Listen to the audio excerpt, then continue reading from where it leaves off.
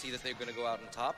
And honestly, hard to get that loot early on because look to them and see that they're going to go out on top. And honestly, I'm hoping that this won't be true, but I'm really hoping that Punishers won't go home early again because they might be so tilted that they came out last. Yeah, well, hopefully they're not too tilted. I'm thinking Oxford now that plays high. Quickly. Ouch, that's my dark horse team, man. Okay, that's all right, let's go. Okay, I'm going to go for the Dreamers because they're the team that even though they're a fan favorite, they actually just, this is their first online tournament, so yeah. Yeah, okay, so that is going to be it. We're going to be going into the game. We're going to be your co-pilots here. I'm Illustrado. This is your boy, Humanist.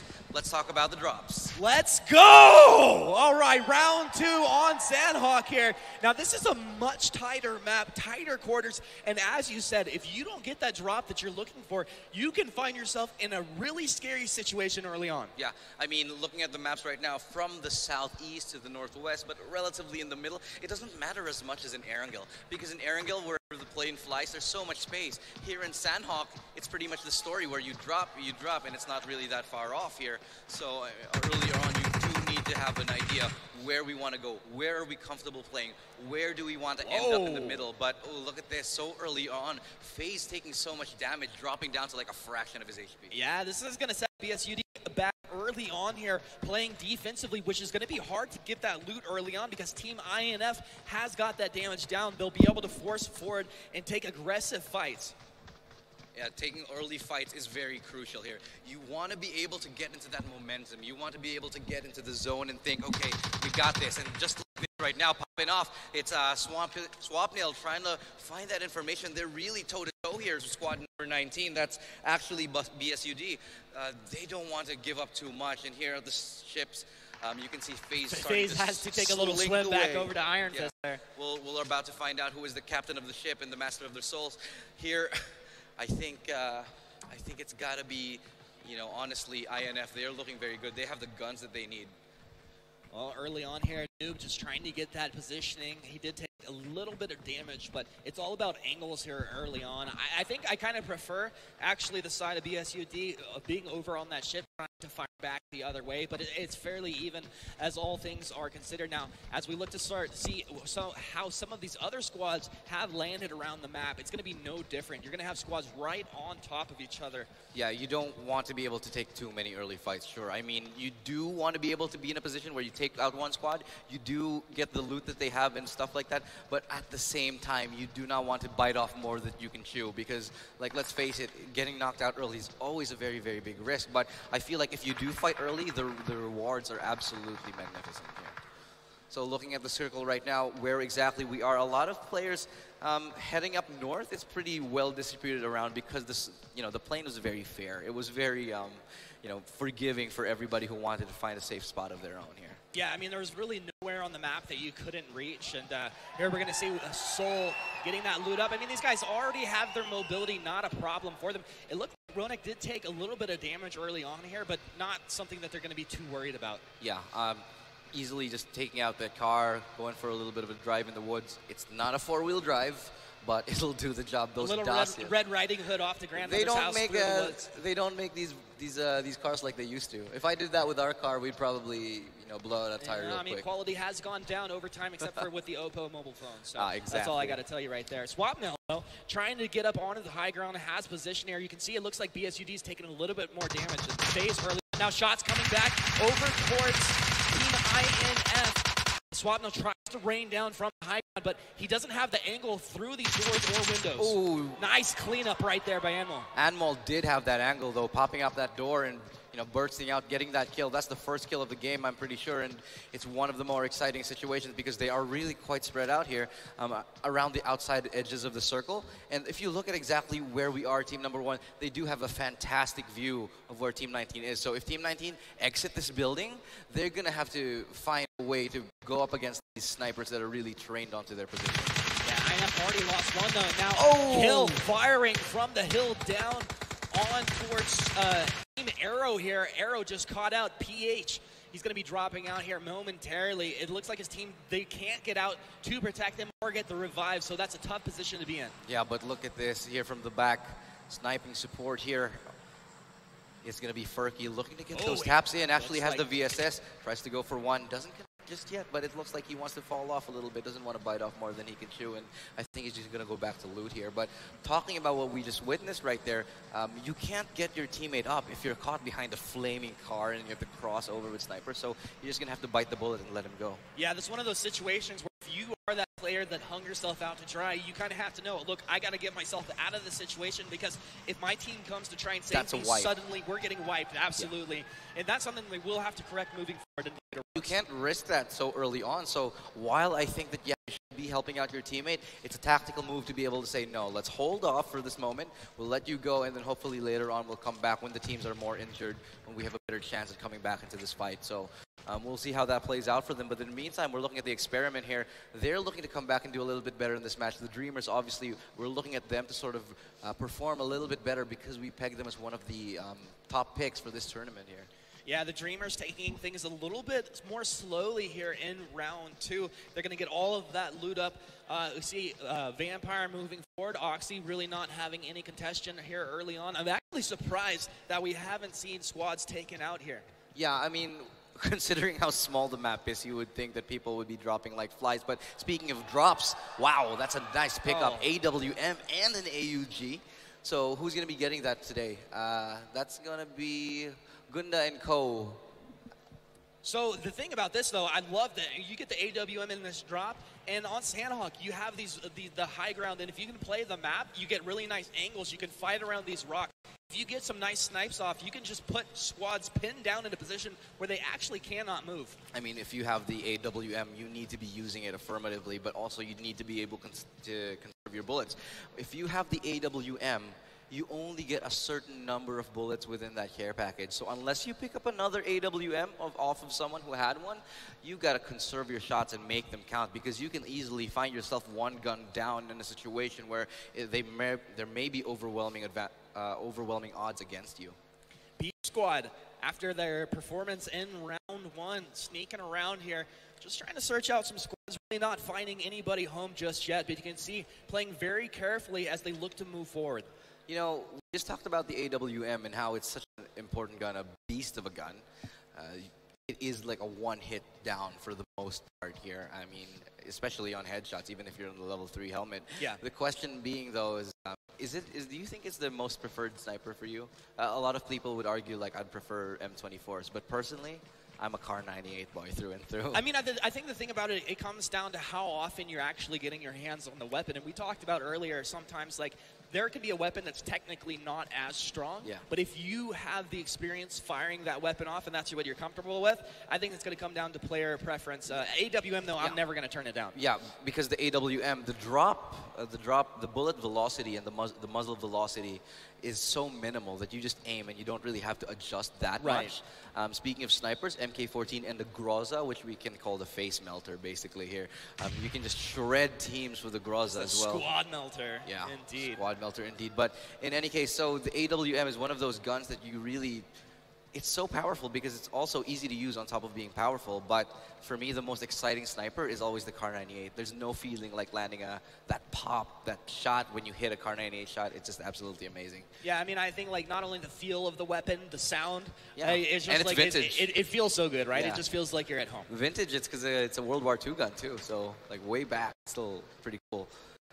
In the meantime, Swapnil still just driving around here with his buddies, trying to look for a spot, just find some loot here. It's going to be a little bit scarce because, as we know, Sandhawk is one of those maps where you really got to go around and gather those weapons here. I mean, it's not like Erangel, so many spaces to go to. Inevitably, you're going to run into somebody because of the size of the map here. Just like what we're seeing now, team number 2 right on the cusp of coming across team number 3. Yeah, too easy for moving in here. But a member of Gods, oh, hold on, that thought. Oh my goodness, Soul taking a lot of damage. RAP trading blows back and forth. They got to reposition, kind of turtle up here as well. Looks like 12 Lions getting a knock as well as Doc. Some damage coming through, rapid firing. He's going to move back, wait for somebody to potentially move into the building as that door was closed up here. These guys, there's really nowhere to go. You can see Psycho down low, has the position to fire up. There's people above and below. They've already lost a player, and one other one is down, so things are not really looking so good here. Fortunately, on the side, Lion King does actually manage to get his buddy up, so there's 4 people down, but they still have to push on to RIP. And RIP, they placed really well last game, so they don't want to come out early on this one. They need to be able to survive somehow. I wouldn't be surprised if they backed off. That might be the smart call to make here. Yeah, that's always a tough decision, right? Like, you take a little bit of damage, you know, I don't have that angle, but if you don't have a retreat, there's really nowhere to go for you. If they feel like they can squeeze out of there, maybe they have some mobility around them, yeah, that's an option. Smoke grenades are going to be popped off here just to see if they can maybe find a way in or out, actually, preferably. Does have an angle, but the spray down, that's going to open him up, though. No one to get a refrag, though. No one to go in and, you know, punish that peak, though. Yeah, Ninja actually going to pick up a little bit of loot here, cleaning up from their previous kills. He was our MVP in the last game. Sex kills from him. Oh, for good reason. Yeah, for good reason. See if he can keep this ball rolling. But at this point, he's lost a number of players right already. Tries to get the fire! Oh! Ninja! Beautiful But Lion King put a shot up. Ninja almost getting taken down. Psycho from Clan Soul firing back up. Almost able to get that damage. Somehow manages to survive that spray, though. And the Psycho actually does manage to hang on by the hair of his chinny chin, and he's still managing to get up that hill, so he's going to be okay here, but they're actually starting to drop members. RP have already lost 1 here, but now's the time to capitalize if they need to. They need to be able to go in now. Everybody is low, so they should be able to make that call. Okay, throw the smoke. That's the spray down, getting caught off behind the tree. Has to find an angle, needs to isolate this 1v1, and instead, but it's actually going to be Max. Oh, Kritaga taken down once again back over to this little cluster between RIP. I think he's going to go ahead and try throw nades into the building here. Psycho once again trying to peek around the edge. It doesn't quite have the angle, but they know where Rapid's hiding right behind that tree. Yeah, and this is not a good sign right now. They've lost 2 players, could be 3. 1 is down. And if they don't act now, heal up, and make a decisive move, this could be all over so early for them. I mean, so Psycho, the new guy, we've talked about him again. He really has to come into his own and prove, make his moxie, you know? Yeah, it's kind of tough. Like, when you come into a team, you have to make your bones. But, your team has expectations. You have to fulfill your role first and foremost before you start to make any fancy plays. And right now, Squad 99 in a tough position. Yeah, if there's any time, it's got to be now for, you know, for Psycho. 1 more down on that side as well, so it's really a tough call here. RIP, despite the fact that they lost 1 player, they managed to turn this fight around here. We're going to go ahead and start to check out a few other teams on the map. This is Funky Monkey, one of those teams that kind of flies below the radar. We didn't talk about too much, and you can see they're taking it a little bit more slowly here in round 2. Yeah, I mean, that's totally fine. It's a little bit earlier on, but it's actually some of the other teams that are really lighting up the server at the moment here. So let's see how Funky Monkey is able to adapt here. They want to be able to make a bigger statement. You never want to be one of those guys that just sort of skirts around the middle area. So they're waiting for their time to be, you know, okay, we'll be able to take this one. But looks like Mortals actually somewhere on the map got a whole bunch of drops, taking down a few, like an actual entire squad there. But currently just over at RIP Official, pinned down over here, looking once again for that angle, not able to find it.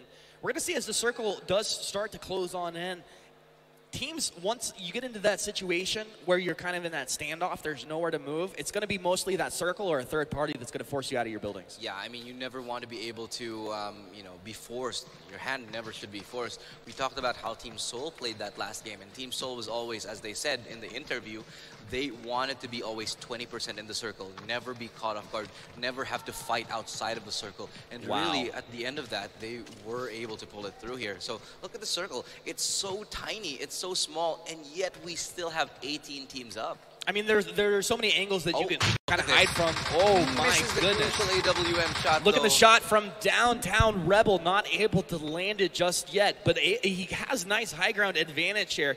Team 2 Easy 4 looking for that aggression down on. You got Team 3 as well as 19 in the area, out in the open here. Yeah, he's gonna be able to get that shot before he gets behind the rock. Fires, does not land it. Yeah, the timing wasn't there for him. On scopes, unfortunately, at the worst time now, sees one running through, not going to be able to get the vision here, but snaking in the grass here, hoping to find somebody. His teammates are all down or dead. Yeah, Team Arrow really just kind of moving forward in a super careful type of position. It looks like the Punishers and Maximus Alpha eliminated thus far. I'm not sure that they actually saw him there. Yeah, the M249 does actually get picked up here. Oh, nice big down. damage. Riser knocked. Getting him off guard right there, but for this team here, Kiran does have to heal up. The position isn't looking good for him as they are right beside each other here. Actually, Team 10 right in front of them. So they're going to be having to make the move, and now would be the best time to be able to do that. Yeah, they're just using TPP around the edges here, hugging these walls, peeking around. And if they don't see someone, they don't like the positioning, they're not going to make that move. But as you see, a circle starts to close in, it's going to force their hand. Yeah. Look at the south, southeast, southwest area of this map. I mean, all these teams are going to converge. It's going to be a bloodbath here momentarily. Okay, this is what's going to happen. Somebody's going to go to Quarry, and Quarry is going to be the next area that we're going to be talking about here because it is dead center in the circle of the map. Question is, do teams want to fight for this important piece of map control here? It's dead center, there's a lot of cover in it, you want to go for it, but the question is, do you want to come in early, do you want to risk it, or do you want to go in late? So it's really a big decision because of course if you come in late, the chances are somebody's already there, but you're safe from getting intercepted here. Let's go, Mortal. Trying to find that position to fire out. There's multiple squads moving on in here. This is where Team Soul shines. Rebel firing uphill, got the damage. Beautiful spray down, actually makes the connection, but the rest of the team, the Cavalry, is still here, waiting for that bait, trying to get that shot in, but he's going to get down, not going to make that connection, he's going to be dropping himself, so that's another down as well. The rest of the team, where's the backup? They're going to drop as well, so proning in the grass, he has to make something happen. Shroudy is in a very, very dire situation. Yeah, not a position I'm too jealous of now. Mortal, once again, he can see a lot of players moving out through the woods here. He's going to go ahead and get up from the prone position, firing down. Looks like he has the angle, but he just dropped. Dude drops down right behind that fence and that cliff edge there. Okay, but they're going to have to move. They have to move because of the circle now. This is going to be easy pickings, like shooting fish in a barrel for Mortal. This is bad for Mortal, actually. He's pinned. He needs to get out. Oh, no! Down. Mortal's been dropped, and he's taken down. Huge play to go ahead and take Mortal down. That was FaZe coming in from Team BSUD. This is what we were talking about. Mortal was in a great spot for the first couple minutes, but the fact that the circle wasn't on him, he had to get out. And the fact that he couldn't get out means that he was instantly sprayed down. But anyway, here we go back into the action here. Team number 8, that's Soul. They have to find a way to recover. They lost their in-game leader, but still, we can still feel his presence. But well, you know, also the thing is he's been dropped down, but he's still there ready to captain his team, give them advice on how to rotate. Queen moving in, getting the drop as well. Huge plays from back from Severny. These guys are just lighting each other up now. There is very few places to hide on the map in this moment. Teams converging. Team in one building over to the right. Looks like Zoro almost dropped down from Viplove. Viplove taking damage from the building out of Team 18 as well. Zoro pinned down. Funky Monkey's managing to hold on somehow, but no one's really taking this engagement. Now it's time for Zoro to make a move. Can he actually get the Bandidos? See if he can find a way to come back into this. They're pinned down into this village though, and as we mentioned, they have to make a move. There are a number of players dropped around that area, and actually it's 3 squads here, so it's 9, I think it's 4, yeah, 9, 4, and 15. Oxy? Is Oxy rushing into the building over here on squad 4? That's it's back from Severny. It looked like Oxy was going to try and make that play in, but it hangs back in this outer little hut. Yeah, and here we come into the tactical play. Of course, Oxy, they need to decide whether they're going for this or not. And Funky Monkeys, they're also trapped in this position. They do have some angles, but they're trapped themselves, so some grenade work would be absolutely massive at this situation here. A couple of smokes if they have them, but it doesn't look like in the case here. Rebel taking a lot of damage. Rebel taken out. This is not looking good for 2EZ4. Squad number 9 is dropping as well here. Got 2 people really low on HP. I don't know if there's any chance to recover them too. So Stealth making things very difficult for this right now. And Team 15 is quickly approaching from the behind as well. Yeah, this is actually pretty decent for No Mercy. One of the, I mean, obviously better than they did in round 1. In a good position. Nova getting knocked down, not looking good here for Oxy. Yeah, 1 player down. They can still make the revive, but the iron sight lights them up. That's what you like to see. Yeah, you need to be able to make those connections, especially those opportune moments, and that's the beauty of PvP here. Be able to play in that moment, but the circle is now beginning to pressure them. It's live or die here for the moment. See if these can make it out. Oh, I mean, they have a lot of low players, and now drop down as there's not very many places to go. Red's healthy. Let's see if Reds can keep teammates alive and possibly even get some revives. Yeah, but hot on their tails, nipping at their feet. Red's trying to get that spray in. Doesn't make a connection. Does get a couple of them low, but has to heal up himself. But from the back line, Zoro, time to shine for him. He's getting one down, but they've actually kept... they've actually kept their squad up. Only 40 alive this time around. 3 squads converging. Squads 14, 13, and 7 now moving in. That's Immortals moving in from the east side here. It looks like this is going to be Team Firefrost getting pinched. Can Team Firefrost get the damage and stay alive? They lost 2 now. Yeah, and here we are. We've talked about this. Quarry is the name of the game. They need this map control here. So it's going to be a matter of who can control that area, but it's the best. Firefrost firing. Exo, he's low. Exo staying alive, getting the damage down. It looks like Roger dropping down. Immortals getting hammered. But look at this. Look at where the... Oh, no. The experiment's gone down. He tried to make a play. That was the perfect time to do it, but he wasn't able to capitalize so much. He got shot from the side in every angle. There were eyes trained at the location of the experiment. That's the in-game leader dropping down for the Dreamers. I didn't see Viper got knocked out as well. Now, Immortals here, proning in the grass. Do they know that there are other snakes in the area? And there are quite a few of them. They don't know that they're knocking on each other's doors here. Everybody's slithering around here, and it looks like Firefrost have advantage at this point. Yeah, somehow the experiment managed to get up, so he's backing up and actually manages to find himself a kill. But no, it's not today because the Dreamers have just been taken out of the situation, as well as Immortals. So it's the end of the story for them. We're going to be left here on this ridge, and here we are again in God's Rain. God's Rain on top of the mountain. Can they make this count? Now, Immortal is out of the equation. How will this affect the rest of the game here? I mean, honestly, this feels like a great position for God's Rain. If they can land shots, they're going to do great. Now, there is damage coming in from multiple angles right now, but they're firing right back down the hill. God's Rain doing good work as Legend gets taken out. Living up to their namesake, just going up from above and taking down people. Fortunately, no fall damage there for Rebel. He doesn't drop, but Ninja might be able to get down somebody.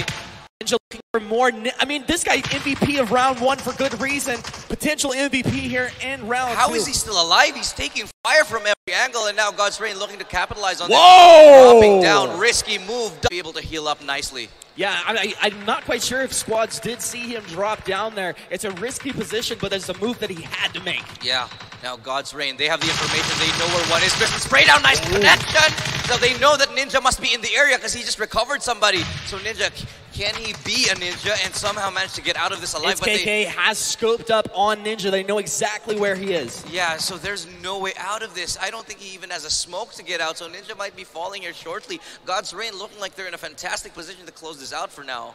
Soul, still 2 members alive on the map. If they can hang tight, stay on the backside of this rock, potentially they might find some pickups as players are forced down into this choke point. The fact that they're still alive and kicking here, Soul, despite that they're down, but they're not out by any means, they can still take this. But look at this, Soul getting a drop on somebody. Go, Soul!